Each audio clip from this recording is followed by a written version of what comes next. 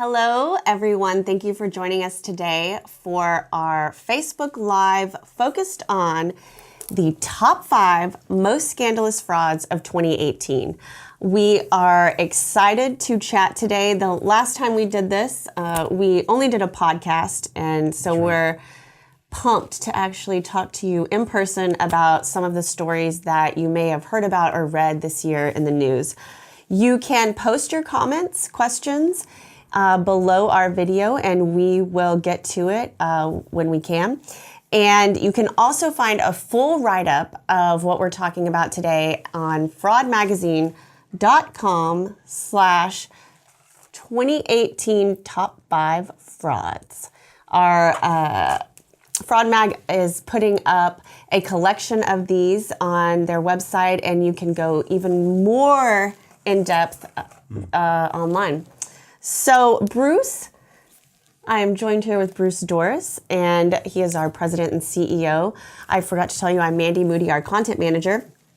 And Bruce is going to let you know how we came up with these. You know, we didn't just throw a dart at the wall, right? Right. As Mandy mentioned, we've done this in podcast format before.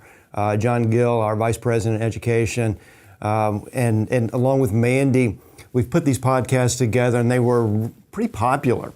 And so earlier in the year, we came up with the idea, well, let's get a list together. You see lists for everything else. Let's put a list together for the top frauds of this particular year. So we started earlier in the year, at least getting an idea of what we wanted to do. And so just a few weeks ago, we came up with a list of the top 10 or so stories of 2018, and then took that list and surveyed our membership through the advisory council. Got a lot of feedback from them as to what were the top 5 frauds, not within one particular region, but around the world to reflect the 85,000 members that we have in the association.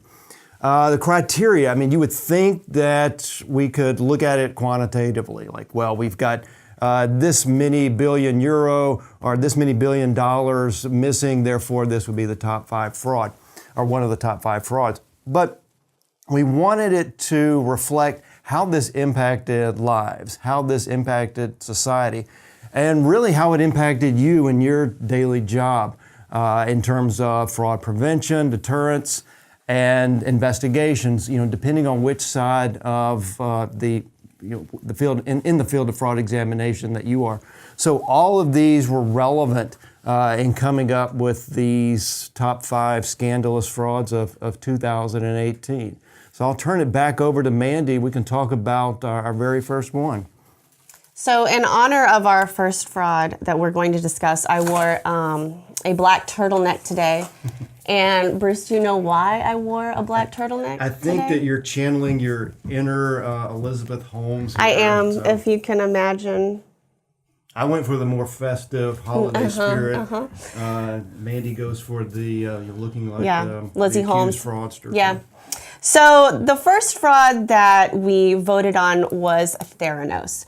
Theranos had been in the news for a few years, but this year the SEC charged Theranos and its founder and CEO, Elizabeth Holmes, with fraud.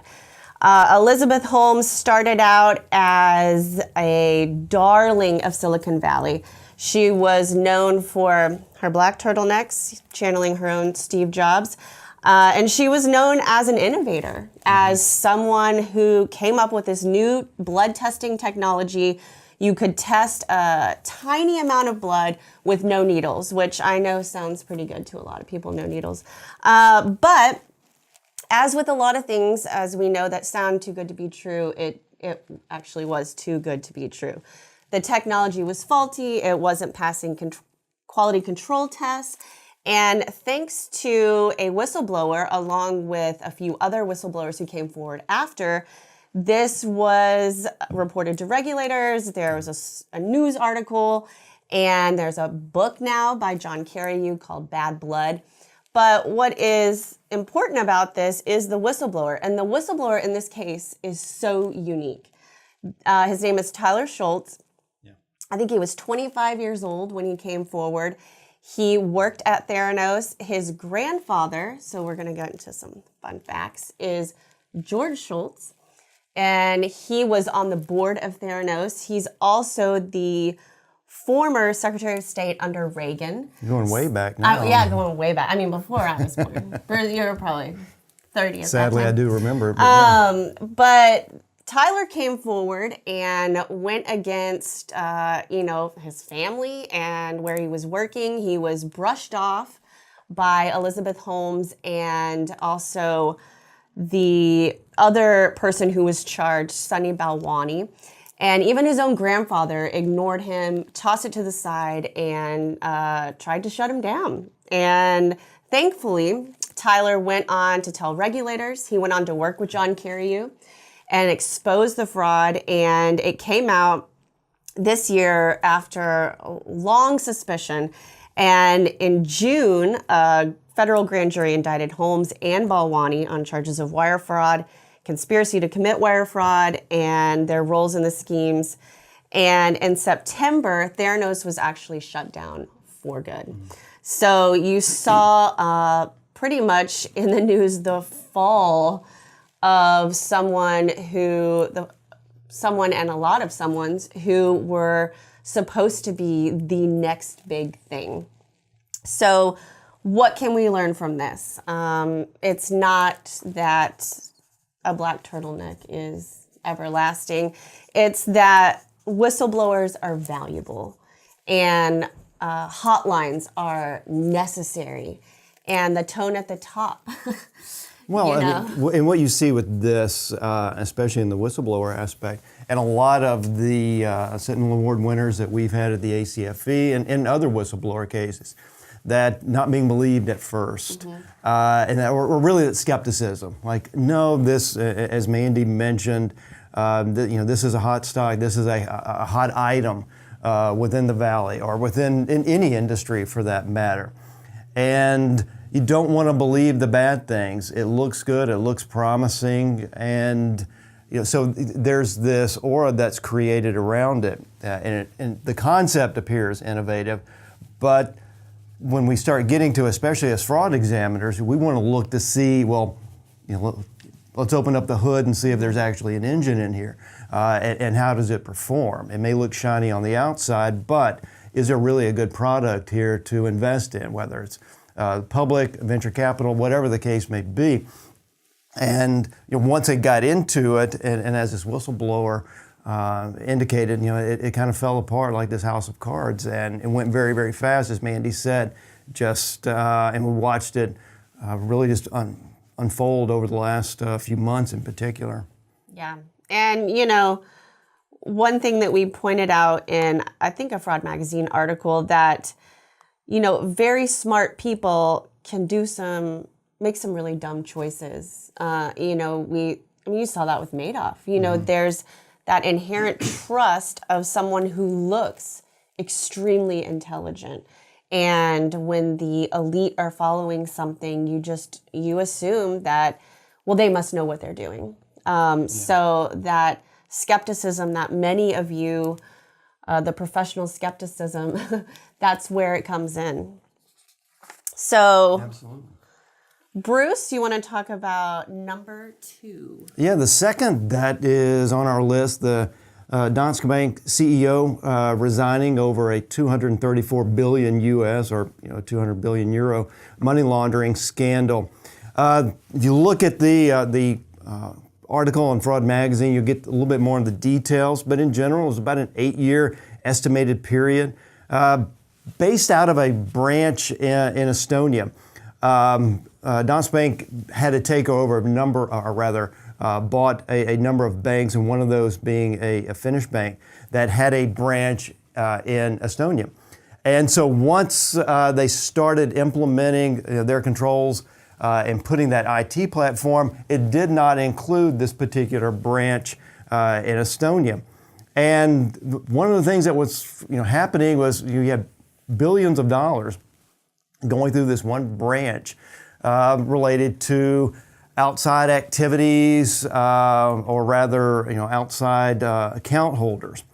Interestingly enough, there were 6,000 customers between that time period, and I think they only had roughly twice as many account holders. So if you think about that, the impacted money laundering accounts or suspicious accounts that were related to this one branch of this fairly large bank, it involved 32 different currencies.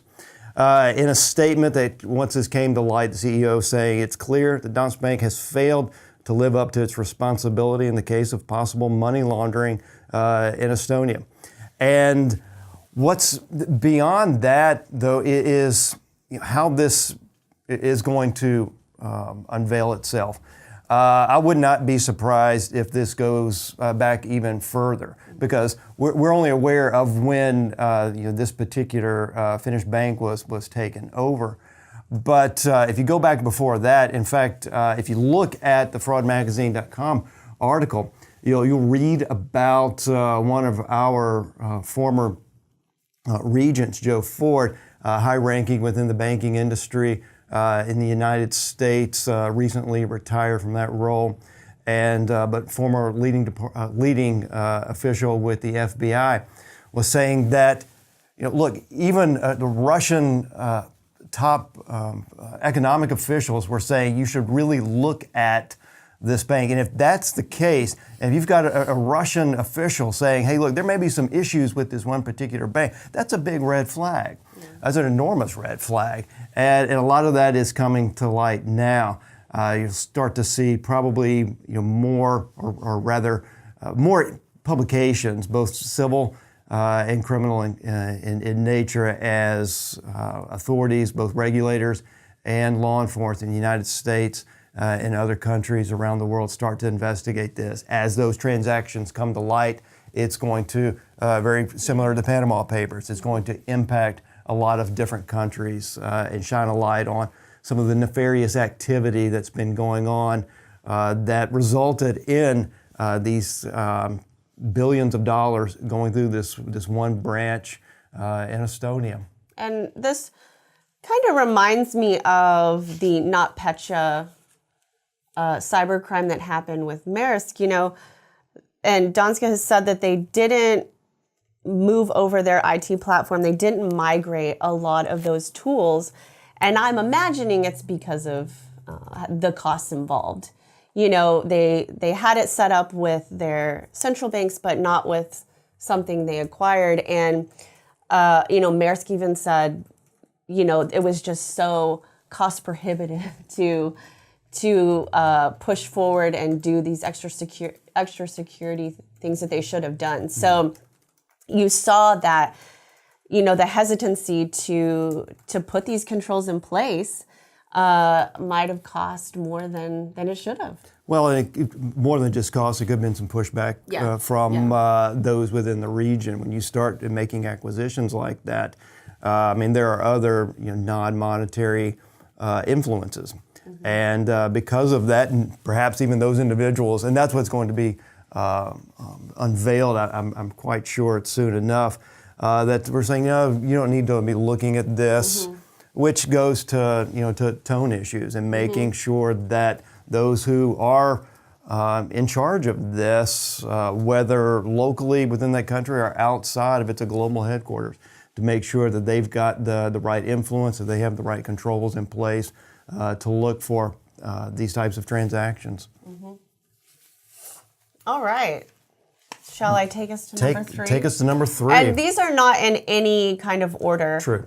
We just picked the top 5, but these are not in any, greatest to least order. But the largest healthcare fraud takedown in the U.S. happened this year. And I'm going to read you some stats because these numbers will tell you everything about how huge this really was. So, largest ever nationwide healthcare fraud takedown, 601 defendants, $2 billion in fraud losses, 84 cases involving the illegal prescription of distribution of opioids. The case spanned 58 federal districts and charged 165 medical professionals. And so on the flip side, you see how huge this was. So you can only assume that the people working to take it down, that was a huge number as well.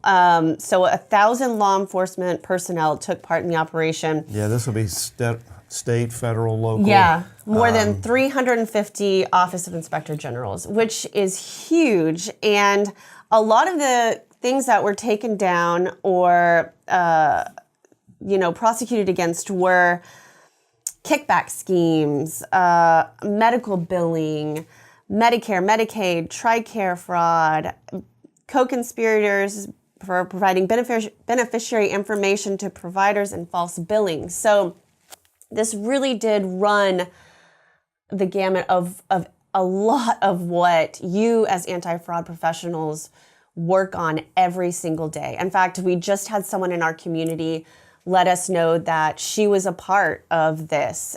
She worked at a hospital and she was a part of this and worked on this.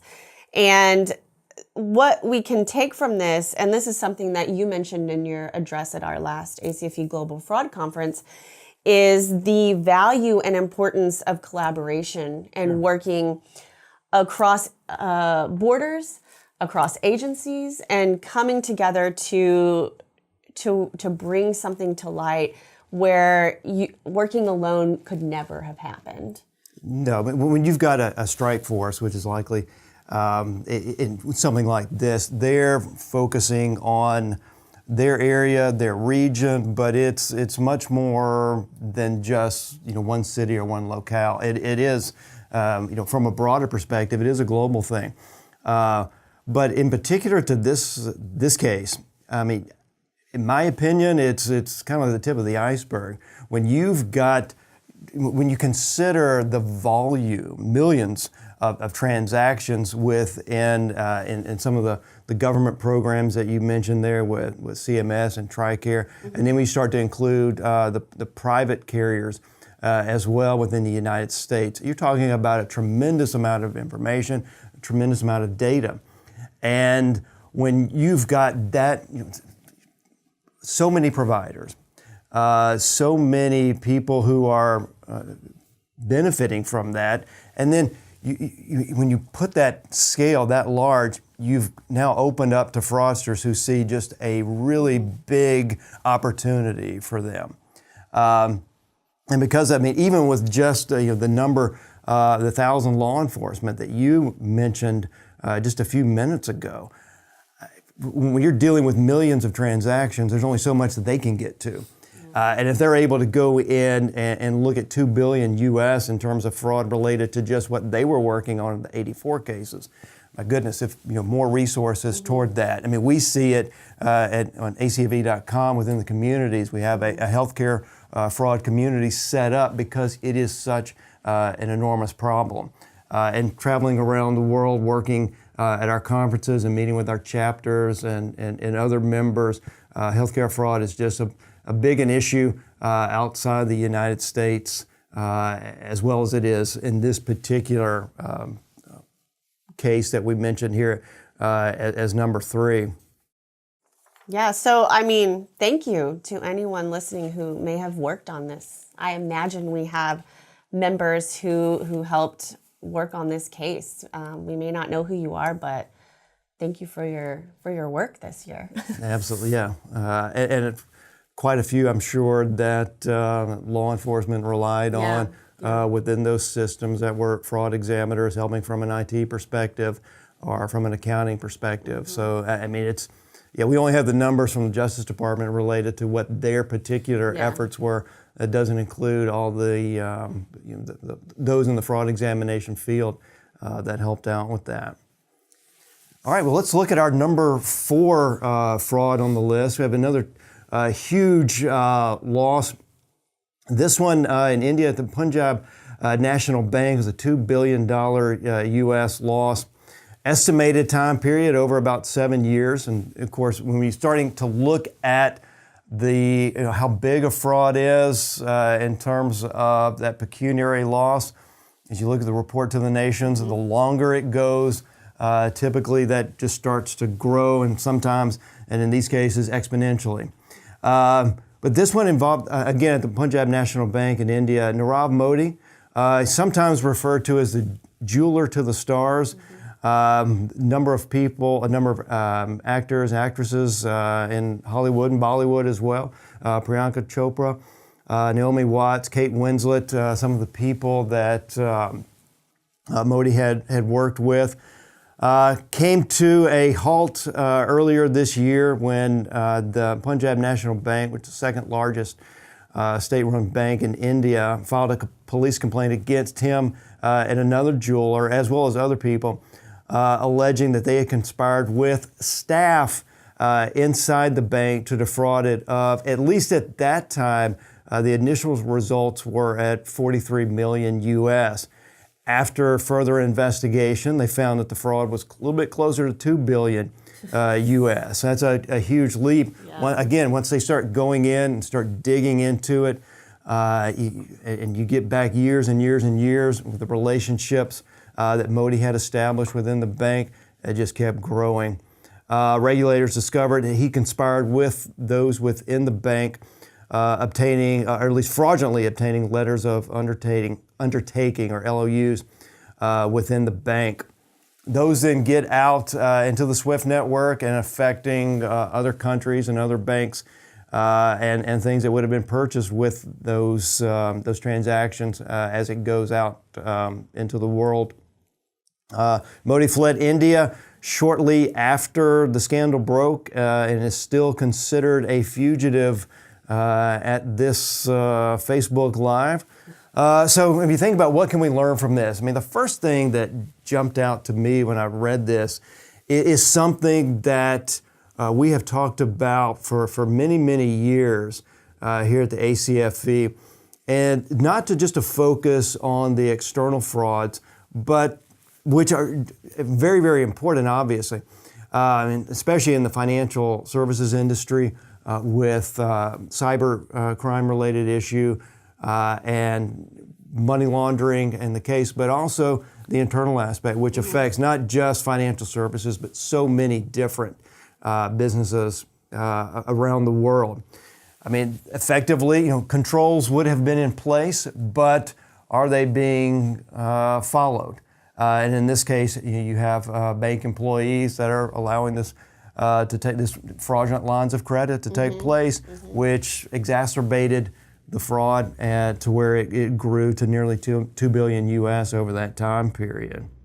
Yeah, and it also is right in line with keeping the technology that you do have up to date in every aspect and training employees. And something, I know this was in a Fraud Magazine article or interview, I think it was a recent one, but somebody always knows.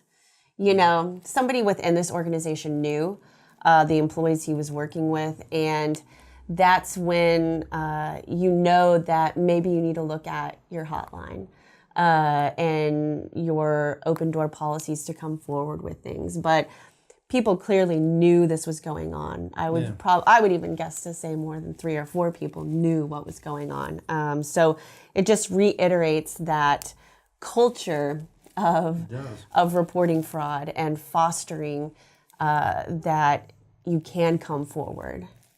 And that's like Fraud Awareness Week just a few weeks ago is having that initiative and adopting that culture, as you just said, Mandy, internally, where people, they're more likely to use those hotlines, they're more likely to use the controls and the processes that you have in place. And this is a prime example of that. And what's our last one, Mandy, for the our list? Last, but certainly not least. It's still ongoing. It is still ongoing.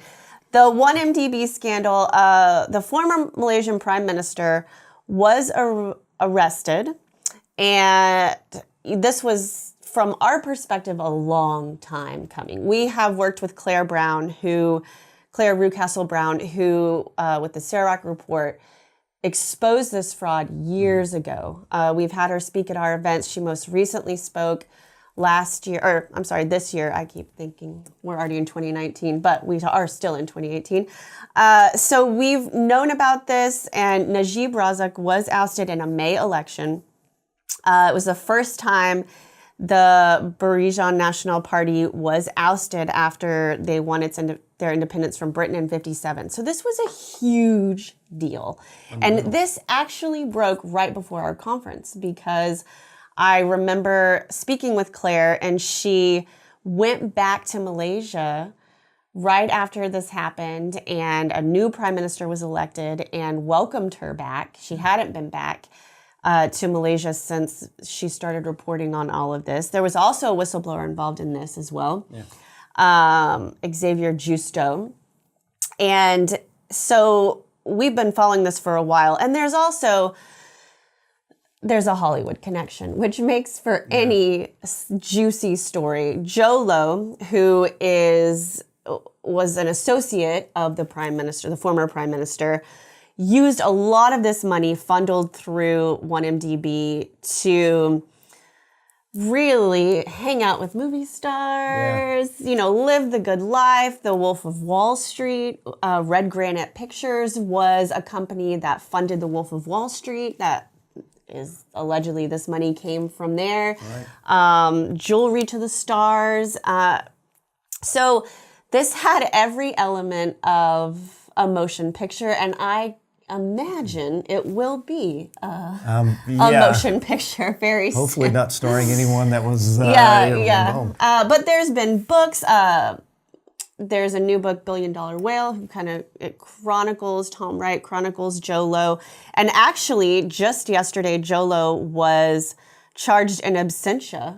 Yeah. He is on the run, much like Modi is. But this was a huge case that finally saw, I don't want to say a happy ending, but a very positive outcome as far as someone being arrested and a new party coming into play, a new prime minister. And Claire was kind of vindicated, everything she had reported on. And what we can take away from this, again, I feel like this is the whistleblower hour, but the value of coming forward and not giving up. And many of you, I know we have a lot of people in our membership who are former whistleblowers, and those red flags were there.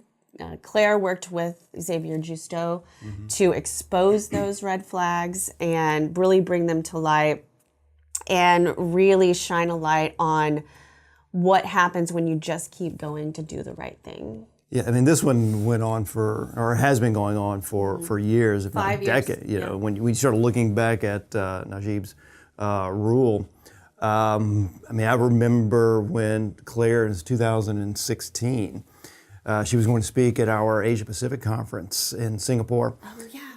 And she could get into Singapore, but was afraid because of the proximity in the location to Kuala Lumpur and to Malaysia. And so we had to Skype her in, essentially, and getting that feed in there because of the fear that she had. So this has been going on for a very long time. What made it so newsworthy this year is that Najib is removed from power, and then the arrests are forthcoming. We at the ACFE work with the Malaysian Anti-Corruption Commission and watch their valiant fight to try to tackle as much as they can. This is what's interesting to me, and I've in a part of what you were saying and adding to it is this is not a rogue employee or a couple of people within that you may have missed in terms of the controls or something like that. This is the prime minister. And and relating back to him and in those cronies associated with Najib. So this one is a huge case. Goes back to what we mentioned when we first started. It's not just the pecuniary laws. This is a fundamental shift in the livelihoods of millions of people. Yeah. So stay tuned for that. Najib's trials will begin in February of next year, and we'll see how that unfolds. Yeah. Well, we've got a few more dishonorable mentions, and these are our top 5, but as you all know, as fraud examiners, there's a lot more out there. There's a lot that hopefully you're able to share with us via Facebook and let us know what's